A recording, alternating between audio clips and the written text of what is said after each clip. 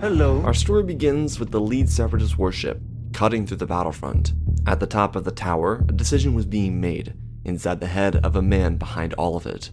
Anakin and Dooku were slinging their weapons across their bodies inside the tower of the invisible hand, and watching from afar was Chancellor Palpatine. The monster who created the war was finalizing his decision on Tyranus' fate. There were benefits, while initially seeming minor, to having Dooku live into the Imperial era. The flashing of clashing weapons drew his mind deeper into thought, and in one moment, everything Palpatine wanted came to fruition. It would be beneficial to have Skywalker murder Dooku in cold blood, but Tyranus could be utilized more. Think of all the rage Anakin would have in knowing that Dooku was still alive after Coruscant, still capable of murdering those close to him. As Anakin crossed his sabers across Dooku's neck, the fallen Jedi turned towards his master, hoping to be spared, and a sickening smile formed across Sidious' face. He told Anakin to kill him. Tyranus felt shock rolled out his body, and a chill creased up his back. He tried to shake his head, but Anakin rejected this order, telling Palpatine it wasn't the Jedi way, and the Chancellor suddenly understood, apologizing for he had gone too far. Dooku fell backwards on his ankles, and watched Skywalker place his sabers on his belt, before reaching out and flinging the restraints off of Palpatine's wrists. Without his hands, Dooku wasn't a threat, and Anakin told Palpatine that murdering Dooku would have been too far, and Palpatine patted his young friend's shoulder. He paused and looked into his eyes, and told him to forever remember that. The Jedi were getting too aggressive these days. He needed to have his morals. He looked at Dooku and then turned to leave. Anakin picked the old man up from his shoulder and pushed him in front of him. Tyranus had a number of ranging thoughts. First of them was towards the loyalty he gave to Sidious. Was that something he could afford to do? Was Palpatine taunting him, reminding him of all the power he held? Was it curiosity to see if Skywalker would become his replacement immediately? None of it made sense to Dooku initially, and the fact that Anakin lugged Obi-Wan onto his shoulders and walked the four of them out of the tower was even more confusing. Luckily, due to the extra cargo, that being Dooku, they wouldn't be inside the elevator shaft during the broadside from Republic Venator. This gave time for Obi-Wan to wake up and get to his feet so that they could make a great escape. Due to having Dooku in custody and the Chancellor safe, they didn't run for the main control bridge, but took their chances by searching some nearby hangar bays for a shuttle. Grievous nearly captured them, but a simple mistiming of ray shields allowed the two Jedi Knights to escape the capture of General Grievous. Once inside the hangar bay, they found a damaged shuttle, but it was operable, just enough to get them out of the way.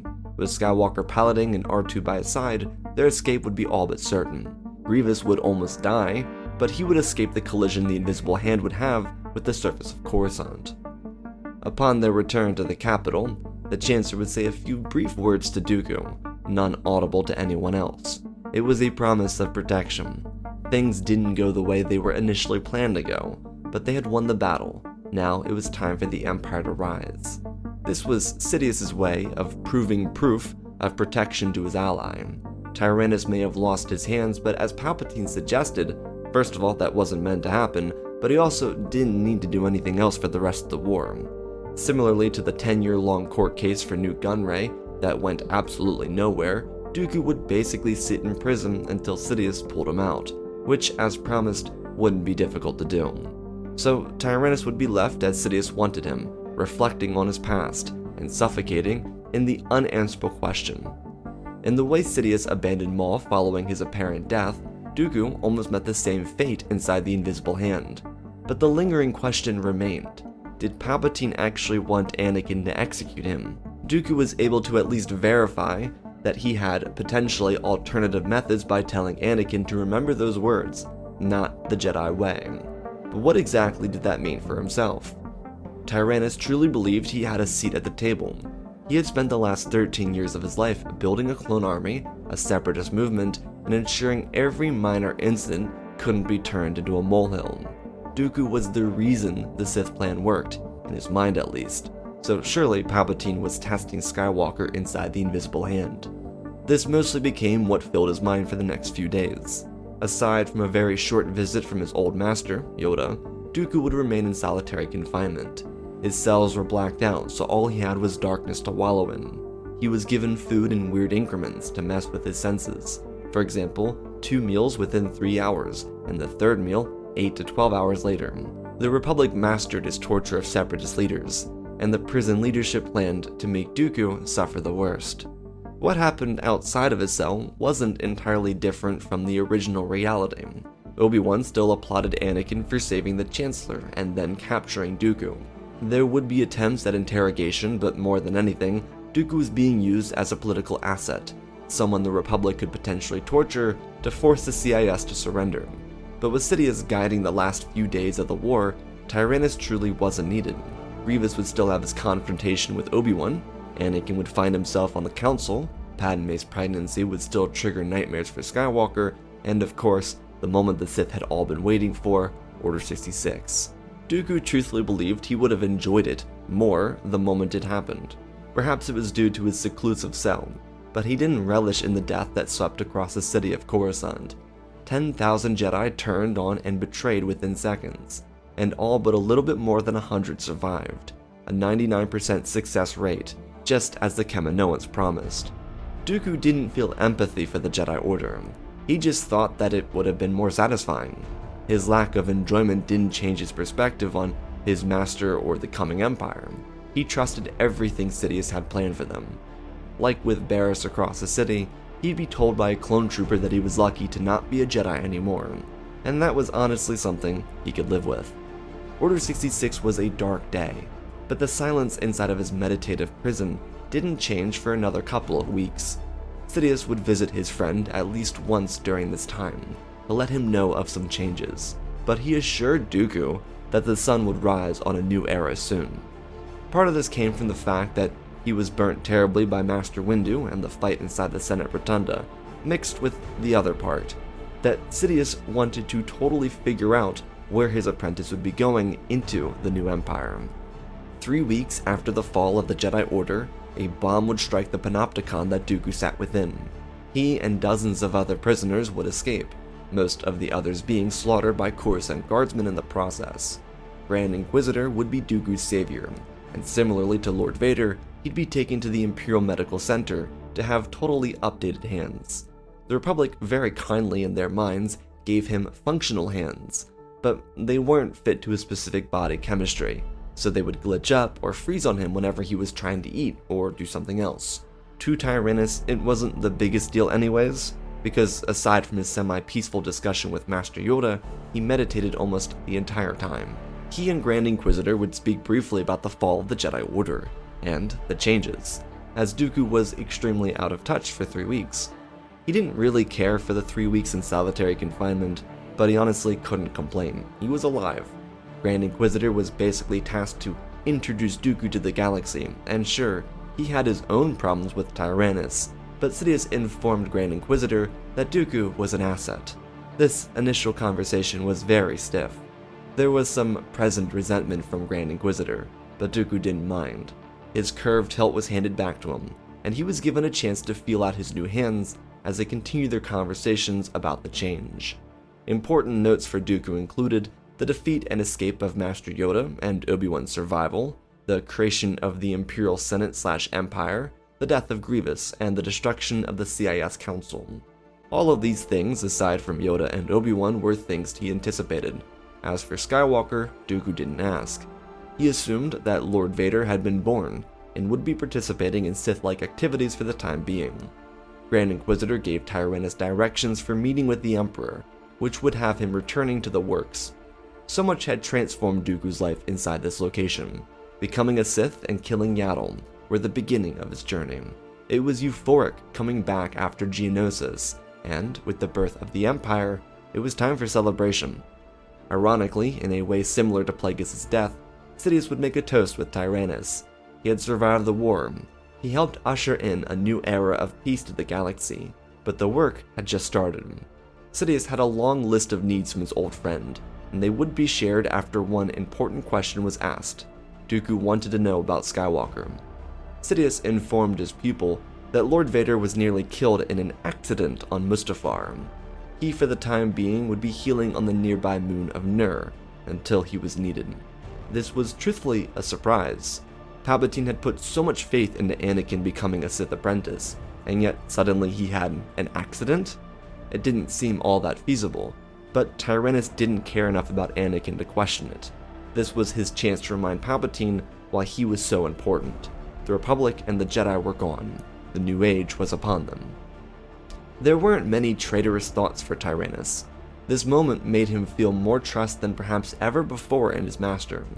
Sidious had always been meticulous, which Dooku appreciated, but Palpatine's ability to adapt to such a foolish mistake was admirable. Palpatine was wise enough to avoid Anakin's defeat at Obi-Wan's hands verbally, because it might turn Dooku against Skywalker. An accident was a better phrasing. Nothing else could really quite encompass what happened to Vader on Mustafar. An accident is all it needed to be. Dooku's work started as the shadow of the ISB.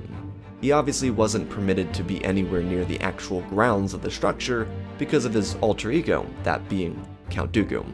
He never really considered becoming a social outcast as a result of his affiliations during the war. People championed his capture. They were even more excited when they learned that he died in the prison outbreak. Like with anything Sidious did, there had to be a cover-up. Tyranus worked with the ISB for initial stages, for crushing the morale of separatist worlds still posing a threat after the fall of the Republic. As Dooku informed the ISB, he would break the former separatists. Alongside his political mission, he would assist the ISB with monitoring formerly Republic senators. The entire concept of reintegrating the former CIS into the Empire was of course a necessity, but Palpatine figured that he could utilize the ghost of Count Dooku to deem powerful politicians of the separatist movement to be unfit for office. Look at it like this, for example. The senator of Raxus is suddenly convinced that Count Dooku told him to end the conflict and to surrender. After everything they did to fight the Republic, he would break the separatists by giving them alternative choices. Some senators would be told to fight harder, others to lay down their weapons. The key was to divide and conquer. Dooku held such an important key to the heart of the separatist movement. It'd be foolish to ignore it and to not utilize it. Elsewhere, inside the Jedi Temple, due to Vader's own internal struggles, Tyranus would be tasked with instructing the Inquisitor unit. Grand Inquisitor wouldn't be with him all the time because he'd oversee every new initiate joining their ranks, before sending them to Coruscant. Palpatine didn't need the overly unstable Vader to interact with Tyranus at this point. If Anakin could defeat Dooku, even in a new-to-his-suit Vader shouldn't have any trouble winning against Tyranus again. Sidious planned on utilizing Dooku until he died of a natural death, or he accidentally ran into Vader. It was kind of the funny part about all of this. Dooku did not like Anakin in the slightest, but he promised his master to avoid someone who defeated him before his accident. This was basically Dooku saying that he wouldn't kill a damaged Anakin just to spite Palpatine or to save himself political leverage. And all the while, Sidious was actively placing bets on Vader to steamroll Tyranus. Work for Dooku began almost instantly, regardless of his master's plans. He worked from inside the Coruscant skyline. He was given a high rise to avoid traffic. Similar to the senatorial district, he could see the Jedi Temple, and he was given an office space, sleeping accommodation, and whatever else he really needed. It was truly the high life.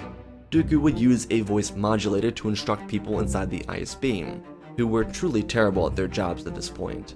The initial members of the Imperial Security Bureau weren't fantastic. They did what they were asked, but Dooku was able to clean up a lot of their mistakes early on. His working facilities inside the apartment came with a full readout of everything he needed, including some Imperial workers who the Emperor trusted. The ISB quickly placed itself into the homes of former delegation of 2,000 senators, and prepared to make adjustments to punish them if they acted out of line. Following Order 66, Mon Mothma, Bail Organa, and several other delegation members were arrested by the ISB and put into prison cells for over 28 hours, with limited food, water, and no bathroom breaks. It was meant to humiliate the most affluent of the Republic, and it did work. This was an empire now. The ISB was working under Dooku's supervision to crack down instantly. It was also incredibly important to have Dooku because of his connections across Separatist territory, that essentially turned every clone trooper squad into a death squad. If there were those who continued to fight for the CIS, then Dooku would reveal their hidden locations, and they'd get glassed. It really was just cheating, and despite how young the Empire was, it killed off several people who would have been important to building rebel cells on the ground in the future. Dooku also used his quote-unquote office hours to basically hex separatist senators and representatives.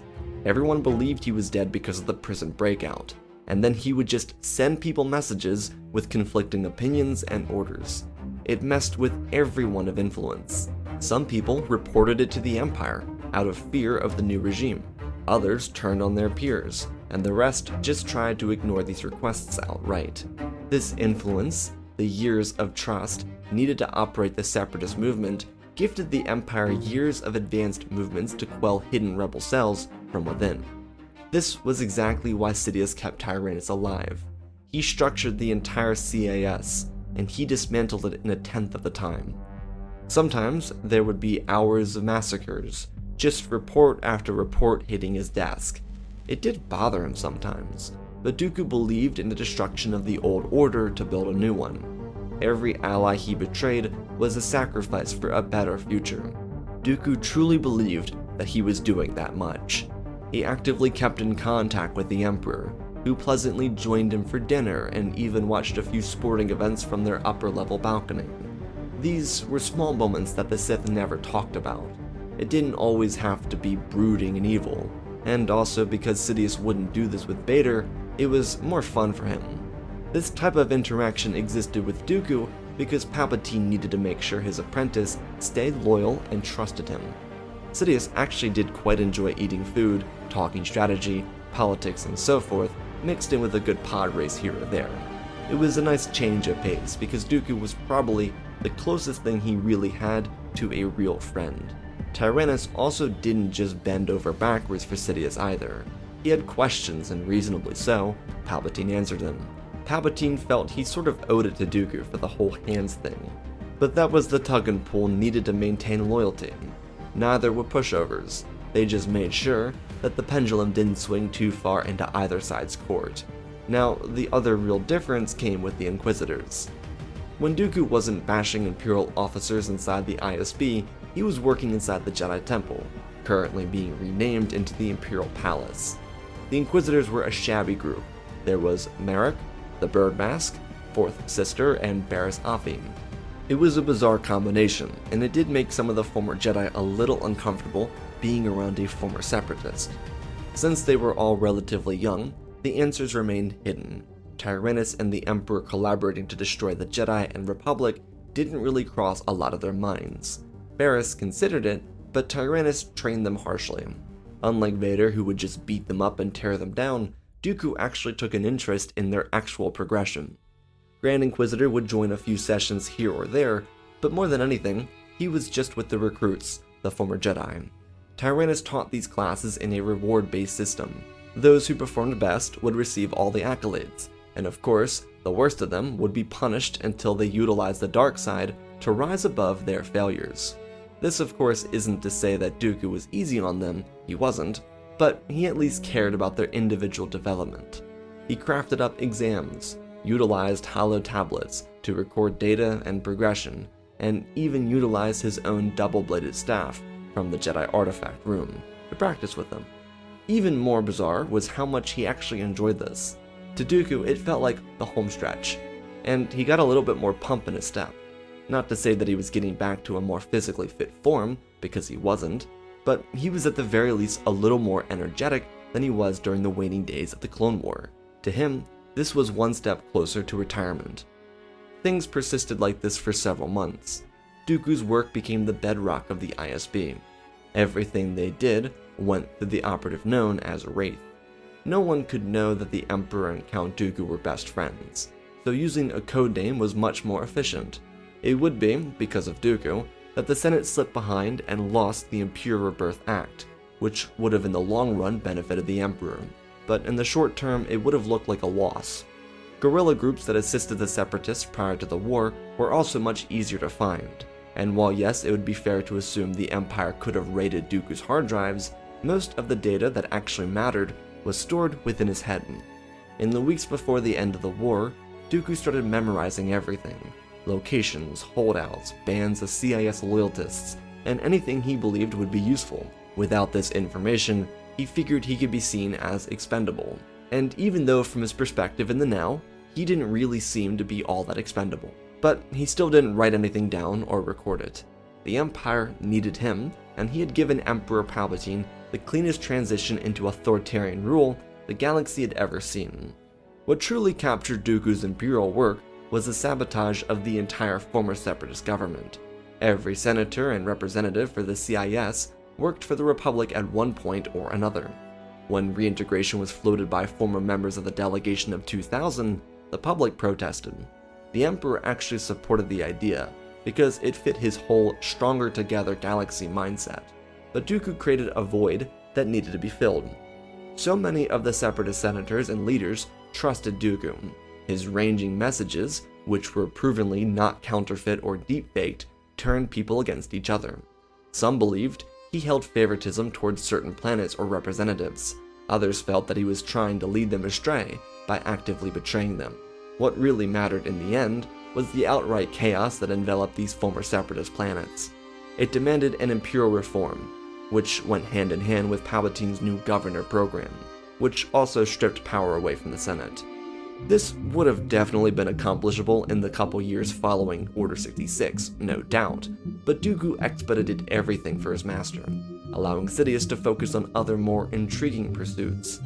Without the Separatists inside the Senate, many of which siding with Mon Mothma and her colleagues, the Empire pushed forward with a resolve on basically whatever Palpatine wanted, because so many people inside the Senate were on his side.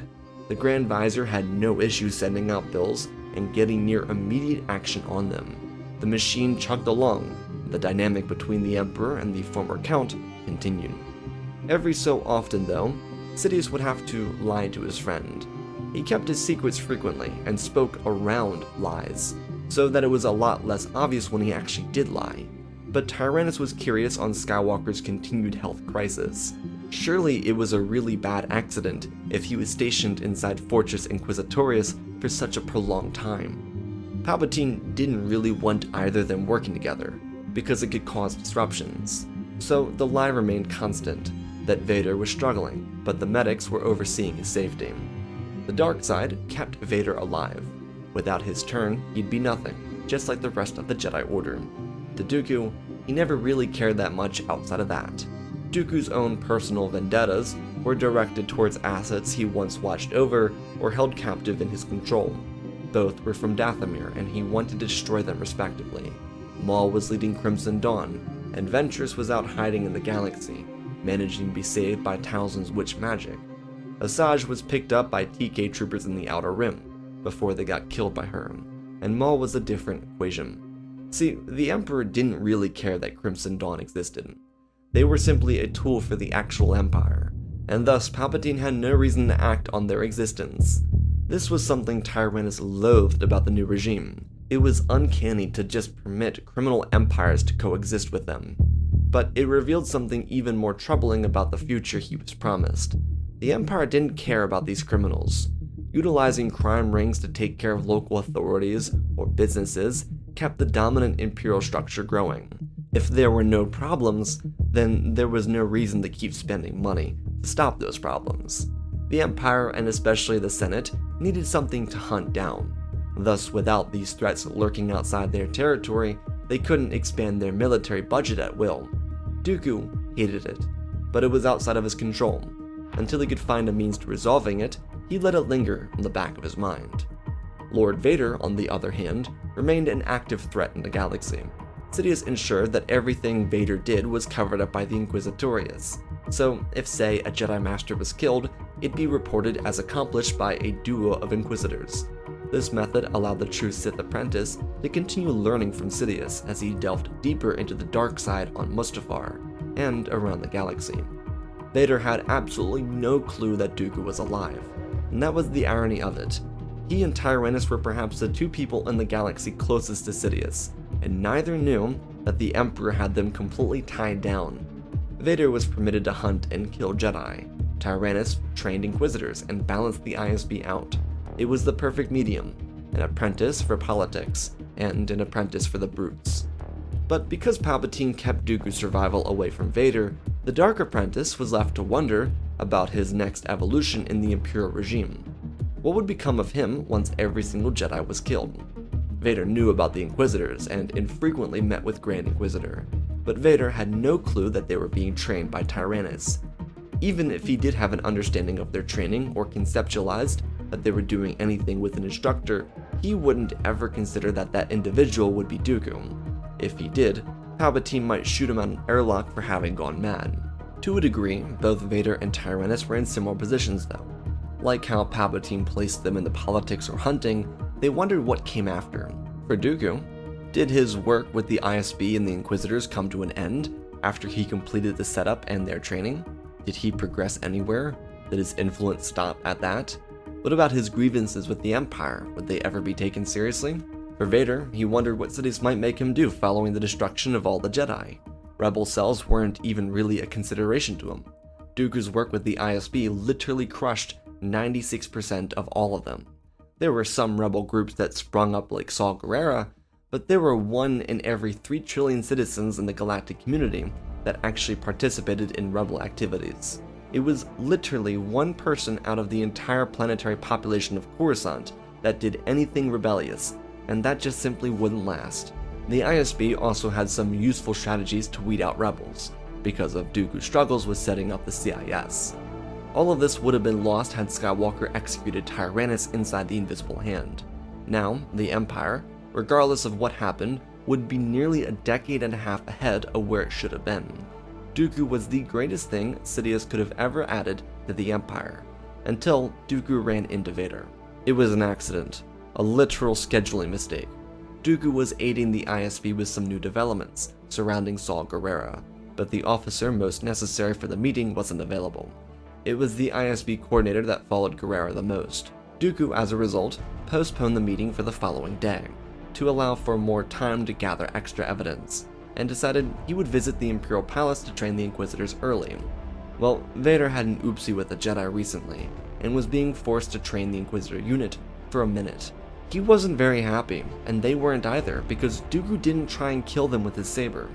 Well, Tyranus walked into the Imperial Palace to see a 7-foot-tall samurai with breathing issues.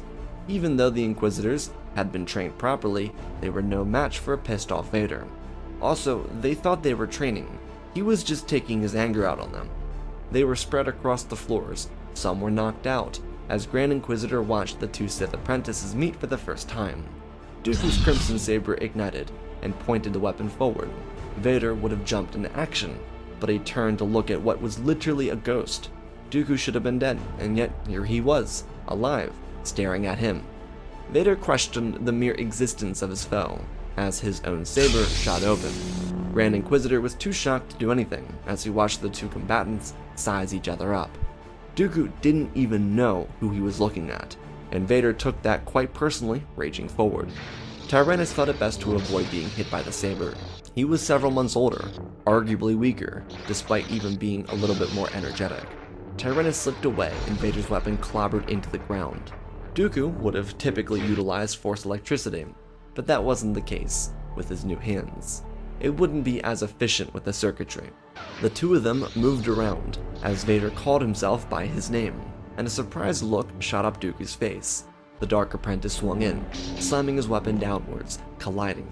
Even with the weaker frame, Dooku was able to hold his weapon up and counter with a flashy strike and weave. He demanded to understand how he could be Anakin Skywalker, and that happened to piss off Vader more. Grand Inquisitor continued to watch. Perhaps he could be the next apprentice, or he would stop this before it got too bad and he got blamed. Vader's saber jabbed at Dooku, but he parried it. The new Sith may have killed a few Jedi Knights or Padawans in the first few months of his new life, but he wasn't the experienced duelist that Dooku was. He also wasn't the same duelist he was when he beat Dooku. The fragile old man steadied his saber combatively, swiping Vader away from him and backing up. He watched his opponent frustratedly strike again, but Tyranus wasn't having any of it. Their weapons cackled and clashed, before Vader got into a grip holding them together and overpowering his much smaller opponent. He shoved Dooku backwards, and the old man stumbled into the wall. Vader whipped his saber out of his hand across the hall, and Tyranus ducked the strike, as Vader pulled the weapon back into his hands. Dooku raised his saber and told Vader that they couldn't be enemies. They were allies now, but he needed to know when Vader got out of his facility at Nurm. This almost fully stopped Vader in his tracks. Grand Inquisitor, with no hand in this fight, turned his head inquisitively towards Dooku as he watched. Vader didn't understand and openly expressed that. Tyranus tried to even the playing field, lowering his weapon to his belt and telling Vader what Sidious told him, and how he believed that Vader was hurt in an accident. He wasn't permitted to visit. Dooku also didn't admit that he had no interest in visiting, but he told him that he wasn't allowed to visit anyways. Vader was surprised and his saber dropped to his side, before reasoning that he didn't even know Dooku was alive the entire time. Then they both, on cue, turned towards Grand Inquisitor and asked what he knew. He was just as in the dark as them, which actually wasn't true. It was ironic. He was the weakest of the three, held the least important of the three, but was also told the most of the three. Sidious didn't disclose everything, but he specified that Grand Inquisitor just needed to stay in his lane. So that's what he did, because it wasn't his business. The two Sith apprentices of Darth Sidious became frustrated and annoyed. Vader put his saber away because there wasn't really anything to gain from keeping it out, as he and Dooku realized that they may have been played. Tyranus asked Grand Inquisitor if this had been orchestrated to kill them both, and he shook his shoulders. He didn't truthfully know. It wasn't to his knowledge. He just kept up the ruse to protect himself, and they bought it, even though it wasn't true. Vader had several problems with Dooku, and most of them stemmed back to his life as Anakin Skywalker, so he couldn't just bring them up now because he was trying to kill Anakin Skywalker. However, the fact that Sidious so openly hid everything about the other apprentice from the other was mildly concerning. If that was kept a secret, then what else was? And if there was more, then how much of their effort would actually benefit them? It was quickly deduced that they were cogs in the machine, but this did not result in immediate friendship or alliance from Tyranus or Vader. They were Sith. It wasn't the Sith way to become best buddies because they had been lied to. They just put their weapons away and let their duel come to a slow and unsatisfying solution. They didn't have a conversation. They didn't really speak. It very awkwardly broke up and they went their own separate ways, pretending it never happened. Dooku went back to his residence and Vader returned to his castle on Mustafar after speaking briefly with his master. Neither addressed the incident, and they wouldn't for some time. They'd both returned to their own missions and jobs within the Empire. Individually, they considered what this new information meant for their lives as servants of the Emperor. Palpatine had not been transparent, which begged the question, what else was he hiding? Dooku had more access, thanks to his ties to the ISB as Agent Wraith, but that didn't lead him to resolution. Grand Inquisitor, for both Dooku and Vader, was semi-transparent. He truthfully was in the worst position out of anyone. He knew a little bit of the truth, seemingly, and he also wasn't a Sith apprentice, so he wasn't assured loyalty by the Emperor. Due to this, Grand Inquisitor bounced between Vader and Tyranus, answering their individual questions that he at least had the answers to. Dooku, specifically, continued to operate as if nothing changed, but he started to question things more. Sometimes he'd reflect on that final conversation he had with Grandmaster Yoda, or the dissatisfaction he felt at the fall of the Jedi Order. Something wasn't right, and he at least recognized that. But perhaps the flaw wasn't the destruction of the Jedi or the Republic, but actually the head of the new regime he sought to use to save the galaxy with. Realistically to Dooku, even though he disliked Skywalker, or Vader as he was now called, he didn't care enough to make a fuss out of it. They weren't rivals, and they weren't competing, because Dooku was too old for that. His motivations were saving the galaxy, as they always had been. Vader had a much different response. Sidious continued his prolonged punishment by sticking Vader inside his castle for an extended period of time. During this, he would question himself and his own motivations. What truly hurt him was the truth he never really considered, which was what Palpatine tried to do to his wife and his friends in his past life. Had he learned of Dooku's survival a couple years later, this probably wouldn't have impacted him as deeply. His recognition of what Sidious ordered Dooku to do during the Clone Wars stood true though. This didn't mean that the all-forgiving Darth Vader was super fond of Tyranus, but he saw that Sidious was the mastermind behind everything, even the war. Perhaps in a scenario where Tyranus was the true Sith Lord, he could still be Anakin Skywalker, married to Padme, and happily with a child, maybe two, on Naboo. Even though Vader was temporarily stuck on Mustafar because of his master, it didn't last for long, and that ironically didn't change his outlook on life. Lord Vader was sent to hunt down more Jedi, and the incident inside the temple was forgotten about for months to come. On Empire Day, 2 years after Order 66, the bubbling frustrations within Dooku changed. He had grown tired of the constant work. His outings with the Emperor had decreased exponentially, and he was always alone. As a Sith, it shouldn't have been a problem, but Dooku wanted to save the galaxy and retire happily. Maybe somewhere comfortable like a resort on Cantonica, where he could gamble his credits away and drink until the sun rose, just for the fun of it. But no, he was working, and he got closer and closer to his 90s every day. It was a miserable, grueling work life.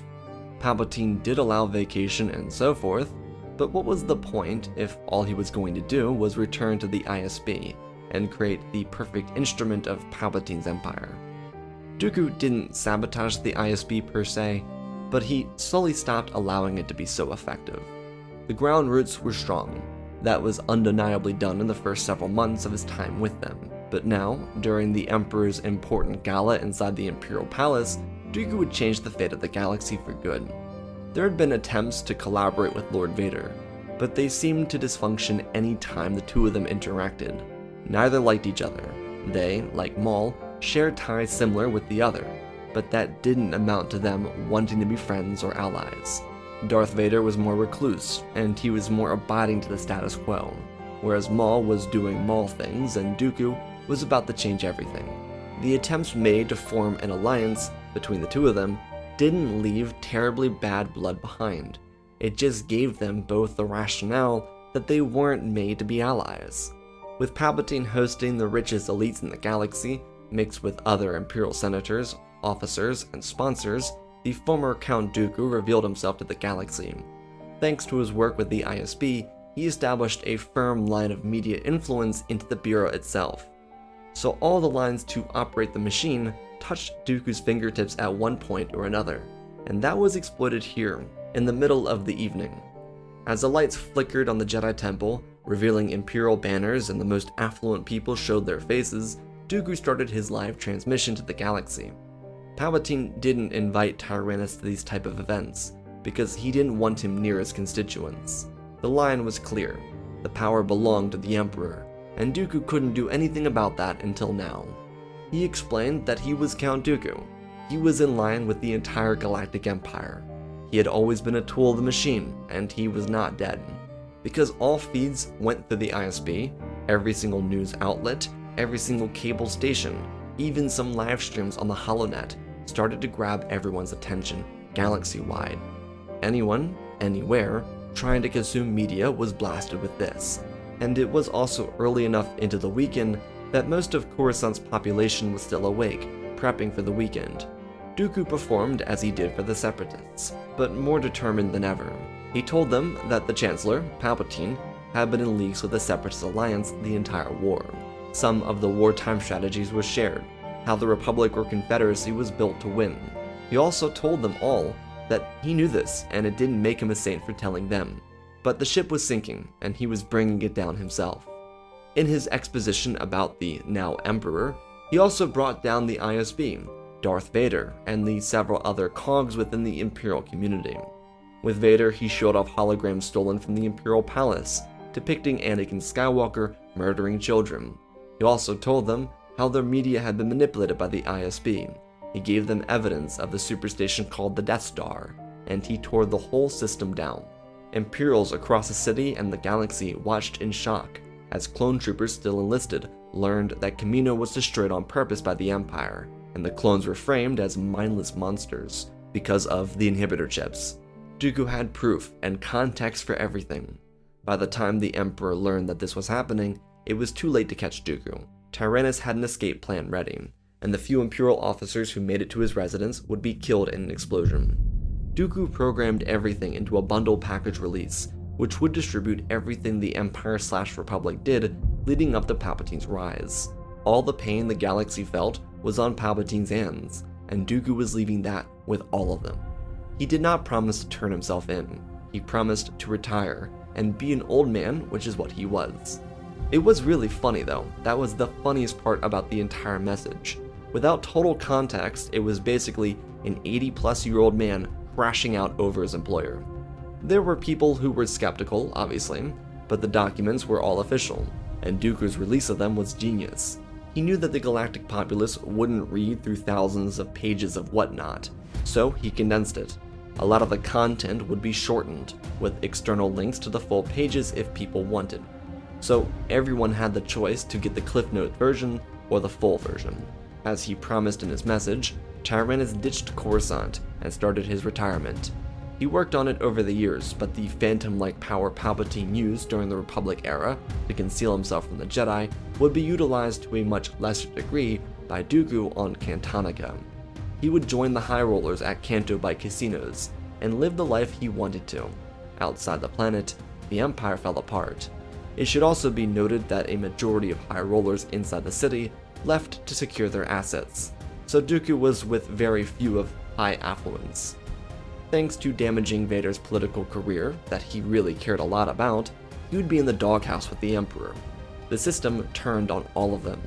The people were more forgiving than they should have been, but realistically, the truth was too damning for even Palpatine to escape.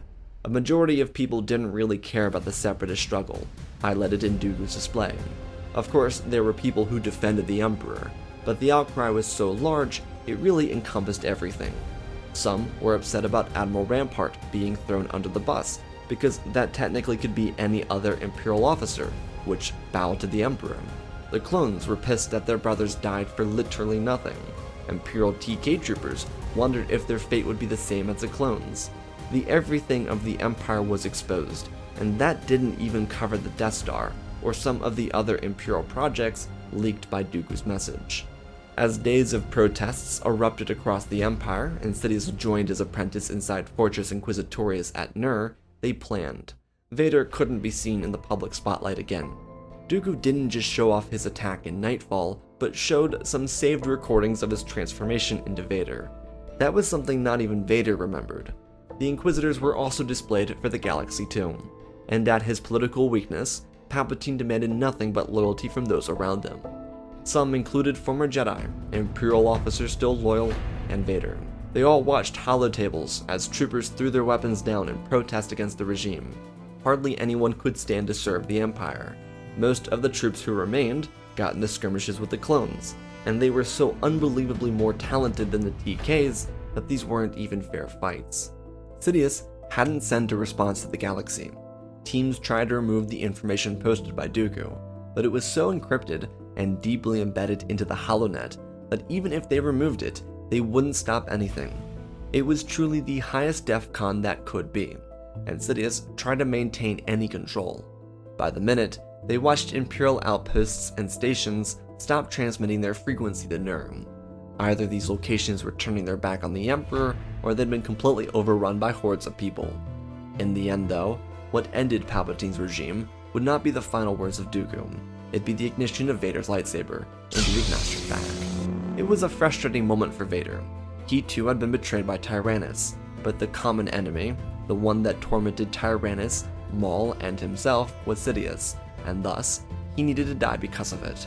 Vader's strike came as a surprise to everyone, but as if it were rehearsed, the Inquisitors swung into action, gutting the Imperial officers in the room. Vader would give them all a chance to join him, and only half would. Grand Inquisitor, Birdmask, Merrick, Fourth Sister, and a few others. The rest of the band would be free to do their own thing. Vader's Inquisitors and Dooku would have very similar futures. The group with Vader started out as vengeful, but it slowly eroded without an enemy in Palpatine. The Jedi weren't even that big of a concern anymore. There was an emptiness, especially for Vader. Killing Jedi wouldn't solve that, so the small group became a dark acolyte sect, a group of semi-marauders that existed wherever they wanted, similar to the Knights of Ren but not really. It would be their pathway to a middle ground. There'd be some skirmishes with the Jedi, but they would completely stop outright hunting them. Tyranus, on the other hand, remained on Canto Bight for the rest of his life. He was disgruntled with everything, but betting on fathiers and watching pod races from the casinos reinvigorated him. His life had been led astray. Sometimes he would wonder what would have been if he exposed Palpatine before the war, before Yaddle's murder, and before Qui-Gon's death. That would be a lingering regret for Tyranus for the rest of his life. But the benefit was the destruction of the Sith. There were those who still practiced the dark side, Maul, Vader's group, and Tyranus himself. But none of them were truly Sith. The religion itself was dead. Like the Galactic Empire, the Jedi Order would find rebirth in the era following the released message. The Jedi specifically wouldn't be hunted, as the public grew a semblance of sympathy for them. As it turns out, watching kids get slaughtered by a glorified war hero doesn't make you feel all fuzzy inside. The population felt bad for supporting it so outright, because at the very least, the children didn't deserve that fate. The actual structure of the Empire would be rebranded entirely. Thanks to Dooku's work, it would take years to undo everything the ISB did, under his supervision. However, he did leave a trap. Most of the governors appointed had shady history, and just like with Palpatine, article after article would release and completely shatter the little support for the governor system. In the end, the Senate would levy protection over the clones and the Jedi, who were truly some of the largest victims in all of it. Dooku was put on a watch list to be captured and/or killed if seen again, but he wouldn't be. Harsher laws would be put out for Vader and the Inquisitors and Imperial officers who escaped the Purge.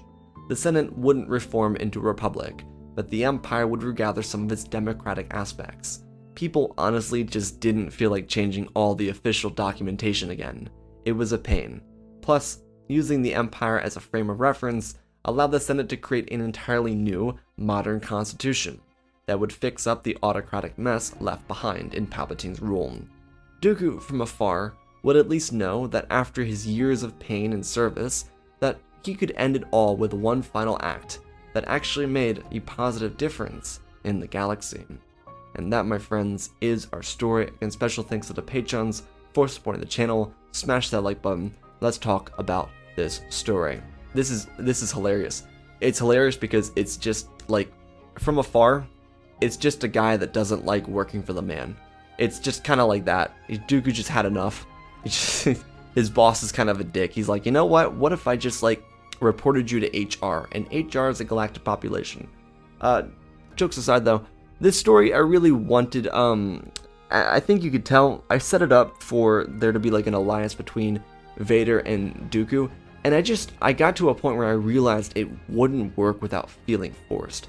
They just don't like each other, like at all. And I really don't see a world where Dooku and Vader like willingly get together and be like, yeah, let's fight the guy. Plus, I also think that Palpatine would kind of dog walk both of them. So in that scenario, Palpatine would kind of win. Like Palpatine would just dog walk them. Like also for the fight between Dooku and Vader, that's really a toss up, honestly. Dooku would be a couple months older, Vader would be a couple months into his suit. They're both kind of like just not really their best in that moment, so I kind of thought it would be a draw, and that's why it is a draw. But for the wider story itself, I wanted to kind of see Dooku in the Imperial era working for the Empire.